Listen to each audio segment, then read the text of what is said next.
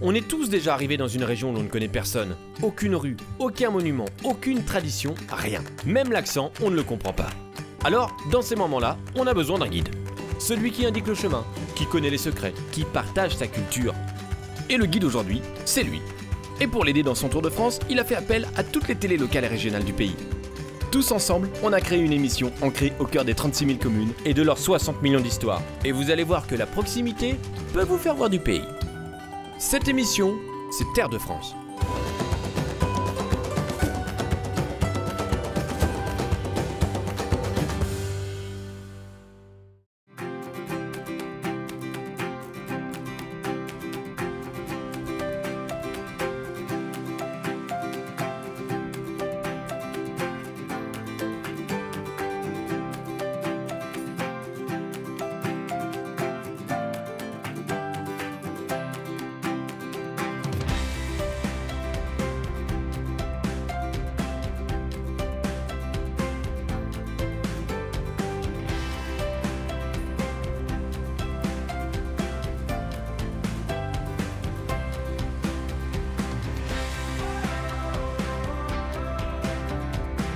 Jean-Yves. Bonjour. Jacques, vous allez bien? ça va? Oui, très bien, merci. Oui. Merci de nous accueillir là, chez vous. Très heureux de vous permettre de faire connaissance de la ville de Tours. Eh C'est bien, une écoutez, très belle ville. Avec grand plaisir. Ouais. Alors, Jean-Yves est greeter. Ça veut dire hôte en anglais, hein, greeter. Oui, tout à fait. C'est ça, oui. en fait. Oui, On a déjà rencontré des greeters dans Terre de France. Ouais. Et donc, Jean-Yves, c'est sa passion, faire découvrir sa ville. Et peut-être avec un regard un peu différent du touriste normal. Bah, tout à fait, parce que j'essaie de faire profiter les gens que je balade des petits coins secrets que je connais, tout en, bien entendu, étant attaché aussi aux grandes lignes de ce qui fait l'intérêt de la ville de Tours. Alors, mais il y a plein de petites choses que j'espère vous apprécierez. Bien sûr, et là je sors donc de cette gare qui est un petit peu en travaux, mais qui est belle comme tout. Hein. Ah oui, c'est une gare assez extraordinaire parce que, je ne sais pas si vous le savez, mais l'architecte qui a réalisé cette gare à la fin du 19e siècle, eh ben, en fait c'est Victor Laloux. Victor Laloux qui a construit la gare d'Orsay. Hein. Donc tout le monde connaît.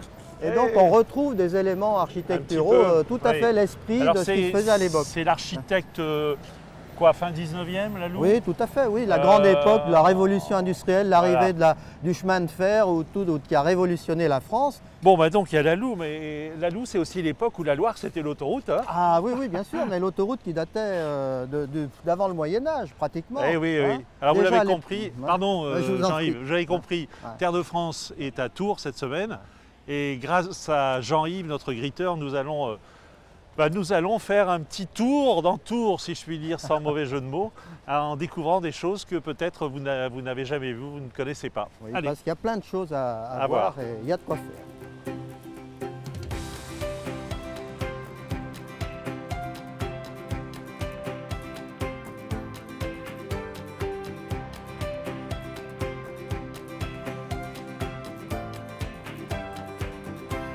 Vous voyez, là on est dans une toute petite rue. Oui, mais elle est belle. Elle est petite, elle est mais très elle est belle.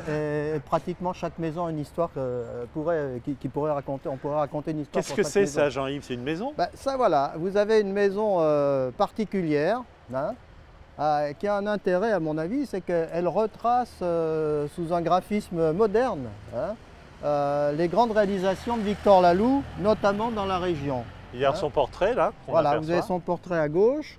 Et puis la gare de Tours, oui, d'où on vient, voilà, en particulier Orsay. Vous avez un peu plus loin la dernière basilique de Saint-Martin et enfin la mairie de Tours qu'il a réalisée. C'est extraordinaire, ce mélange d'extrême modernité. Parce que c'est une petite rue très sympathique. Une petite rue pour un grand personnage du monde de l'architecture française, parce qu'il a été quand même un des grands architectes du 19e siècle, de la seconde partie du 19e siècle.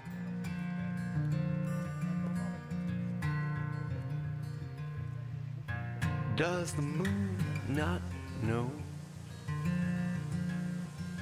it needs the sun to shine, illuminating all its melancholy sadness down upon us all?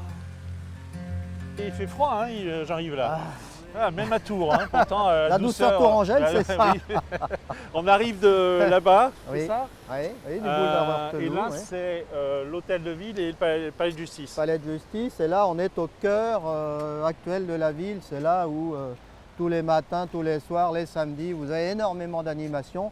C'est le carrefour Oui. de la vie actuelle où les gens peuvent aller dans les magasins sur la grande avenue, là, la rue nationale, ou dans les brasseries. Alors cette dont la brasserie, de l'Univers. qu'est-ce qu'elle a de particulier là? On a vu l'hôtel de l'Univers, la brasserie de l'Univers, Voilà. c'est le même établissement? Voilà, alors historiquement, à la grande époque du 19e siècle, hein, qui correspondait grosso modo un peu même avant à la construction de l'hôtel de ville, c'était le très très grand hôtel de la ville de Tours, Oui. où les gens étaient hébergés, ils entraient par le boulevard, ils garaient leur calèche à l'entrée là, et puis ils consommaient à ce qui est maintenant la brasserie. Donc c'est un bâtiment historiquement très important parce que tous les grands personnages... Oui, c'est ça, c'est hein, la grande brasserie voilà, de Tours. tout à fait. Et l'hôtel, alors quelle est ses particularités à côté? il a une particularité, c'est qu'il y a une très belle entrée, un hall qui est extraordinaire avec des peintures de tous les personnages connus hein, qui sont passés à l'hôtel et qui ont été repris. Alors ça va des grands artistes français jusqu'aux grands hommes politiques, y compris Churchill, etc. Mais tout ça mais gentiment mélangé, hein, je Oui, crois. oui, c'est un peu baroque. Hein. Un peu baroque comme l'hôtel de ville d'ailleurs, hein, Oui, mais oui. c'est dans le style de l'époque, des grands hôtels, y compris à Paris d'ailleurs. Et puis Jean-Yves, j'ai vu passer tout à l'heure un superbe tram. Oui, ça c'est une... J'en ai jamais vu d'aussi beau. Hein. Ah oui, il a Nulle beaucoup part. de classe, avec dans toute la partie, il est tout en aluminium brossé. Ouais. Hein, Et avec- alors les deux colonnes lumineuses. Alors, donc il y a les colonnes lumineuses, ça fait penser à rien dans un premier temps. Mais quand on regarde de profil, vous avez des barres noires et blanches, Oui. et ça doit vous faire penser à quelque chose. Encore une référence avec un grand artiste parisien qui s'appelle Buren, les colonnes les de fameuses Buren du colonnes. Palais Royal. Donc en fait, Buren a contribué à la réalisation du métro de Tours Il est avec des magnifique. stations et ces barres. Il y a Il une est vraiment modernité, je splendide. trouve. Et il y a toujours ce mélange hein, ici, histoire, Oui. architecture, Oui, tradition oui. et modernité. Ben, voilà, Tours est une ville d'histoire, donc l'architecture est liée à l'histoire de toutes les façons. Does the rain not know it needs the sun to shine, evaporating all the little droplets to the sky? Time's not on our side. I was hoping you won't mind if I hang around this time. Et alors là, on est dans une rue, La rue du Cygne. la rue du Cygne, hein, une rue extrêmement typique de la fin du 18e, 19e siècle, avec des maisons très très harmonieuses en tuffeau, hein, Oui. très belles pierres, qui était extrêmement animée à l'époque, qui maintenant est très tranquille, mais qui conserve ses petits secrets. Je vais vous Bon. montrer ça. Allons voir. Does the sun not know? Prière de ne pas stationner, sortie de Ouais, voiture. ouais. Bon. Alors vous voyez, c'est une ancienne pension, enfin ça a été un logis. Un Ouais. logis, alors le logis, Viens voir. Does the wind not know? Il y a beaucoup comme ça de petits trésors cachés. oui, il y en a beaucoup, Dans mais qui Tours. sont de plus en plus difficilement accessibles. Donc vous voyez, là, c'est un logis qui date de l'époque avant la Renaissance. Hein. Sun and moon collide in an August morning sky. I hope that you don't mind. I give you all my life. To me, it's only time. I'm glad you're by my side. Watching sun and moon collide in an August morning. Bon, on ira voir la cathédrale qui est derrière nous. Alors oui, bien Jean-Yves. sûr, on va aller Comment- voir la... D'abord, je voudrais savoir comment Ouais. est-ce qu'on devient griteur. Oh, bah, pour moi, c'était le fruit du hasard. Quand j'ai eu un petit peu plus de temps pour, après avoir fini mon activité professionnelle, comme j'étais quand même dans un métier où il y avait beaucoup de relations, j'étais beaucoup dans les relations avec les personnes, Qu'est-ce que vous faisiez? j'étais dans l'industrie pharmaceutique, je dirigeais Ouais. des équipes de délégués médicaux. Et donc la notion de contact est toujours quelque chose qui m'a porté. Et puis un jour à Tours est passé dans la revue de la ville une proposition faite par le maire à des gens de Tours d'accompagner des visiteurs. Des visiteurs. Donc de balader des gens, mais d'une manière complètement, je dirais, autonome, gracieuse. Voilà. Ouais. Et donc j'ai trouvé l'idée tout à fait intéressante. Et à partir de là, j'ai mis le doigt dans l'engrenage, puis le bras, puis je crois que maintenant j'y passe le corps. J'ai passé le corps. Et donc toutes ces balades que je fais avec les touristes sont toujours extrêmement enrichissantes. Ça vous permet de rencontrer aussi des gens avec qui vous avez un dialogue, tout qui à viennent fait. d'ailleurs. Et c'est toujours différent. Bon, et puis Jean-Yves, le temps d'aller jusqu'à la cathédrale, c'est pas très loin, mais quand même. On va regarder un reportage de TV Tours, justement sur la basilique Saint-Martin. C'est là où on a pris on l'a restauré pendant 2 ans et on l'a reposé. Voilà. Vous allez voir tout ça. Oui, ça c'est assez extraordinaire comme histoire. Le bras droit levé, symbole de la bénédiction. Saint-Martin reprend place sur le dôme de la basilique après 2 ans et demi d'absence. Elle menaçait de tomber, du coup on l'a enlevée. C'est quand même très symbolique de l'histoire de la ville. Dessus il y avait de l'or massif. On va peut-être voir ça en un siècle, je ne pense pas que ça se reproduise. Exceptionnel. Hisser 2 tonnes de bronze à 51 mètres du sol sous les yeux de la foule, une opération exceptionnelle. La veille, la statue est arrivée place de Châteauneuf. Pas de convoi exceptionnel, son transport s'est fait en toute discrétion. Pourtant, sous la bâche bleue se cache un trésor. En fin de matinée, les habitants du quartier découvrent un Saint-Martin totalement restauré. Lorsque la statue de bronze avait été déposée en février 2014, elle était grisâtre, victime de la pollution et des affres du temps. L'entreprise Socra a projeté de la poudre de noyaux d'abricot. Et puis elle a repris les dorures initiales, les dorures sur les ornements liturgiques, sur le pallium, sur la crosse, sur la mitre. Dans 24 heures à peine, le quartier sera bouclé. Mais d'ici là, de nombreux Tourangeaux se pressent pour profiter de Saint-Martin bien au sol. Dans le ciel vient d'apparaître une grue. C'est son immense bras articulé de 70 mètres qui hissera la statue à 50 mètres du sol. Le pilote qui sera situé dans la grue rue des Halles va travailler à l'aveugle. Il ne verra pas la statue, il sera guidé par justement un accompagnant. Pour que tout se passe bien, il faut absolument que le vent ait une vitesse inférieure à 30 km/h. Autrement, il ne pourra pas, ça sera difficile de stabiliser la statue par le grutier. Samedi 15 octobre, le retour de Saint-Martin sur son dôme n'est pas qu'une prouesse technique. L'événement doit être célébré. Et c'est Monseigneur Aubertin, l'archevêque de Tours, qui entame les cérémonies. Les Tourangeaux assistent à la bénédiction de Saint-Martin, puis c'est grâce à une petite grue que des reliques vont être replacées à l'intérieur de la statue. 4 reliques découvertes lors de la dépose de la statue il y a 2 ans et demi. Depuis maintenant 17 siècles, enfin 16 siècles et quelques, que dans cette ville on vénère la mémoire de Saint-Martin, c'est important de voir que nous continuons à maintenir cette tradition. Il n'a jamais cessé de veiller sur la ville de Tours et il continuera. La ville, elle, déposera une plaque à l'intérieur de la statue. Le maire de Tours, Serge Babary, y placera aussi un tube contenant tous les plans et le descriptif technique des opérations de rénovation.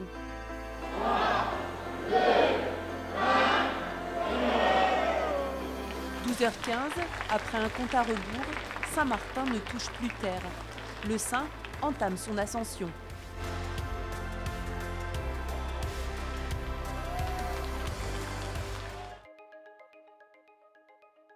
Il y a 120 ans, la statue prenait place sur le dôme. Samedi, il faudra à peine 45 minutes pour que l'évêque de Tours retrouve le sommet de la basilique. Le pape François, qui est quand même une personnalité mondialement connue, évêque de Buenos Aires, la cathédrale de Buenos Aires, c'est dédié à Saint-Martin de Tours. Il y a une plaque Saint-Martin de Tours. Et le pape, à chaque occasion, maintenant au Vatican, lorsqu'il reçoit une grande personnalité, Obama, Merkel, il leur remet une médaille de Saint-Martin de Tours. Une opération spectaculaire, une promesse de présence éternelle. Et pour la ville de Tours, l'occasion de rayonner bien au-delà des frontières. Bon, vous voyez, la cathédrale est ici. Oui, juste là. Mais avant qu'on y aille, je voudrais vous montrer quelque chose. encore un petit endroit secret. C'est le palais des Beaux-Arts, là. Voilà, c'est le palais des Beaux-Arts, mais on va pas rentrer au palais des Beaux-Arts. On va rester uniquement à l'extérieur. Parce que, voilà, déjà, il y a cet arbre monumental qui est un des plus beaux de France. Et qui a quel âge à peu près? Il date de 1804. Il a donc quelques années. Hein. 1804. 1804, voilà. Donc il était vraisemblablement ramené à l'époque napoléonienne, quand Napoléon est parti en Égypte, au Liban, a fait la campagne d'Égypte. Voilà, il avait des scientifiques avec lui, il a ramené notamment beaucoup d'espèces d'essences arbustives, dont les cèdres, hein, dont le cèdre du Liban.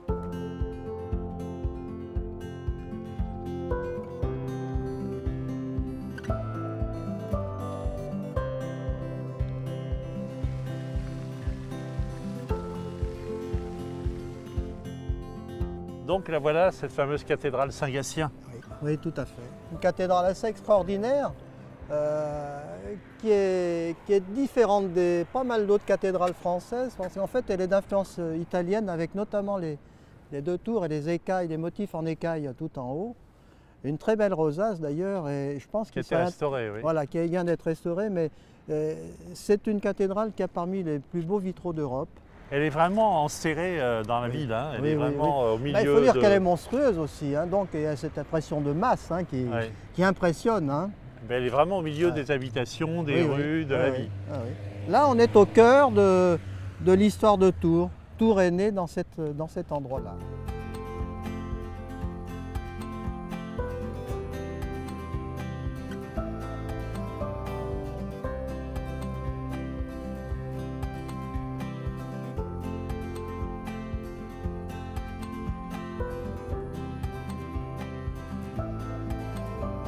Alors ici, le vieux Tours a été finalement tel qu'il est aujourd'hui grâce à la loi Malraux. Tout à fait, oui, parce que si dans les années 60, si dans les années 60, la loi Malraux n'avait pas été promulguée, tous ces vieux cœurs de ville historiques des villes de France, en fait, n'existeraient plus hein, et auraient été voués à la construction moderne. Oui. Donc c'est des quartiers qui ont été préservés pour le bonheur de beaucoup de touristes et de nous d'ailleurs, hein, parce qu'il y a notre histoire qui nous revient comme ça, et Tours a été une des villes les premières villes à être concernées par cette loi Malraux, et donc le quartier dit du Vieux Tours, avec notamment la place Plumereau. Oui, ben là on va y aller, mais c'est un quartier aussi qui est très animé le soir, les soirs Alors, très animé pour plusieurs raisons, parce que Tours c'est une ville étudiante, il y a à peu près 25-30 000 étudiants qui vivent, qui font leurs études à Tours. Et donc, il y a une partie de la faculté qui est juste à côté, donc ça donne beaucoup de vie. Et énormément de touristes, parce que c'est un quartier qui a énormément d'attrait. Il y a beaucoup de restaurants, et donc il faut venir le soir. Oui, c'est très piétonnier aussi, donc on peut se promener, il y a des terrasses vous partout. Promenez-vous dans la journée, promenez-vous le soir, allez boire un coup en été, et régalez-vous de tout ce que vous voyez autour de vous. On va retrouver Catherine, Philippe et David, que je salue, bonjour à tous les trois, qui eux aussi, alors, vous savez, sont des spécialistes des talents gourmands et des bonnes adresses. Et Tours, c'est une ville gourmande, elle aussi. Ah oui, d'ailleurs, elle est parmi les 3 villes de France étant considérée comme ville de la gastronomie, ce qui est récent. Donc il faut le retenir aussi. Alors, vos bonnes adresses, on vous écoute, mesdames et messieurs. Avec le Crédit Agricole, découvrez les talents gourmands de vos régions.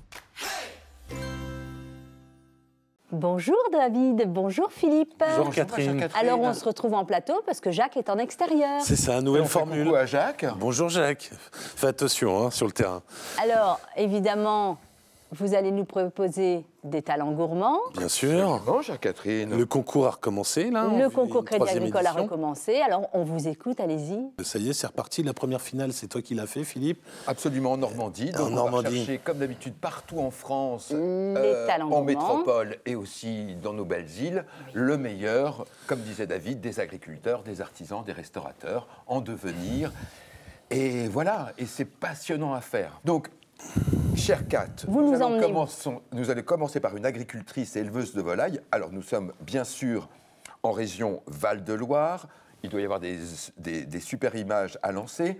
Nous sommes à Villequier, pas loin de Bourges, chère Kat, et il n'y a que 500 habitants dans ce coin-là, dans le Cher. Et donc, Claire André, c'est le ARL de la Chaumotte et c'est une éleveuse absolument formidable. Des volailles élevées en plein air, sans les speeder, croissance naturelle, élevées avec les grains. C'est ce que j'allais vous demander au niveau alimentation. C'est les grains. C'est pour ça, Catherine, on le dit souvent. On aime le bio, certes, mais l'agriculture raisonnée est bien plus important parce que l'agriculture raisonnée, c'est important de savoir ce qu'a mangé l'animal, ce qu'on lui a donné. Et voilà. Et c'est des grains cultivés par Claire. Et donc, ça a le goût du terroir. Parce que parfois, avec le bio, comme l'alimentation est obligatoire, on perd un peu le goût du terroir. Là, on est en plein dedans. Donc, déjà, on déguste tout de suite. Dégustez-moi ce petit saucisson. Saucisson de volaille, donc. Merci. Saucisson. Alors là, vous n'avez... Je vais te préciser, mon cher David, vous allez voir cet arôme, ce goût absolument formidable. Délicieux. C'est formidable. C'est super. Donc voilà, je répète son nom, Claire André, EARL de la Chaumotte. Vraiment, les yeux fermés, vous lui achetez tout. On y va. Tout. Alors David, moi je vous emmène au restaurant pour commencer l'année. On est toujours en centre Val-de-Loire, on est à 25 km d'Orléans. On va chez Dominique Desmoutiers, ou Desmoustiers si on veut bien épeler son nom. Il tient l'auberge de Siglois, donc c'est un petit village, il y a quelques âmes, il y a 300 habitants à Siglois, c'est tout près d'Orléans. Son restaurant s'appelle l'auberge de Siglois. C'est un monsieur, Dominique, qui fait bien, qui fait simple, mais qui fait bien.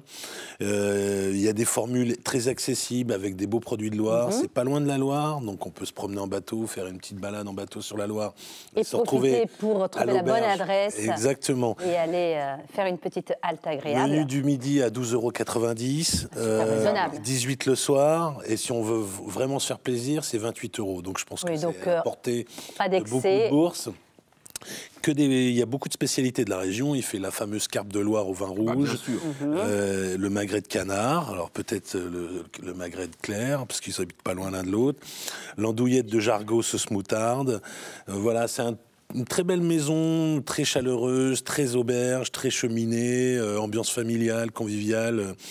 Et c'est des bons produits qu'il achète auprès des producteurs du coin. Donc, l'auberge de Siglois. Comme d'habitude, une très bonne adresse. Exactement, Dominique Desmoutiers. Et puis moi, je vais vous donner aussi une petite adresse pour dormir. Parfait. Quand on a bien mangé comme ça, quand on a visité. Alors moi, je vais vous emmener au moulin de Bacchus, alors qui est situé à Chancé. C'est à 15 km de Tours et d'Amboise. Alors, vous serez accueillis par Françoise et Didier. Alors, c'est une charmante demeure qui a gardé le charme de l'ancien. Il y a les poutres, il y a... Ils nous reçoivent avec un petit verre à la main, même si l'alcool est avec un petit verre, avec modération, bien sûr.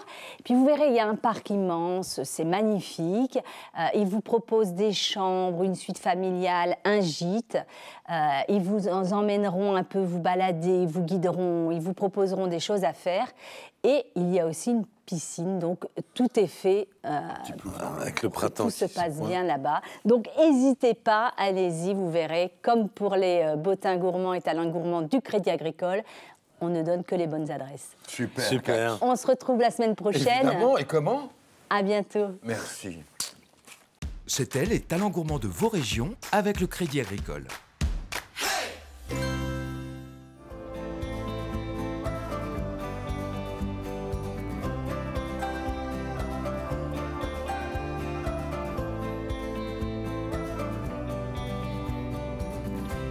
Voilà la place Plumereau. Place Plumereau. Alors, les Tourangeaux disent place Plume. C'est mignon, place Plume. Oui. Alors là, vous êtes au cœur de l'animation nocturne de Tours. Là, on est d'habitude en belle saison, il y a des tables partout. D'habitude, vous voyez, tous ces... Bon, là en dessous, vous avez des chaises et des tables. Mais en fait, tout est étalé, c'est à grouille de monde, il y a une ambiance extraordinaire. Et puis, il y a des bâtiments incroyables. Et notamment, cette partie de maison à pans de bois complètement restaurée par... et celle-ci aussi est extraordinaire. Alors ça, c'est une des plus anciennes et des plus caractéristiques de la richesse des propriétaires de l'époque, puisqu'elle était avec des murs recouverts d'ardoises, plus avec des sculptures qui sont des sculptures de nobles, de personnages nobles. Donc c'est une très très belle maison qui signifiait une grande richesse des propriétaires. Ben, merci beaucoup Jean-Yves pour nous avoir fait découvrir votre vision de Tours aussi, hein, parce qu'on est allé dans des endroits extraordinaires. Hein. Alors c'est Terre de France que vous retrouvez en sa version reportage, comme on le fera maintenant chaque semaine. D'ailleurs, la semaine prochaine, on sera encore ici à Tours, mais plutôt du côté des cuisines et des bonnes choses. Oui, des bons vignobles, voilà, des bonnes tables, des bons produits. Jacques, je peux vous faire une suggestion. Oui. C'est qu'en fait, vous avez Tours et aussi tous les environs de Tours et les châteaux qui sont merveilleux. Vous avez de quoi passer une bonne semaine ou 15 jours à visiter cette belle Touraine et cette vallée de la Loire. Exactement. Merci beaucoup. Merci et moi je vous dis à la semaine prochaine.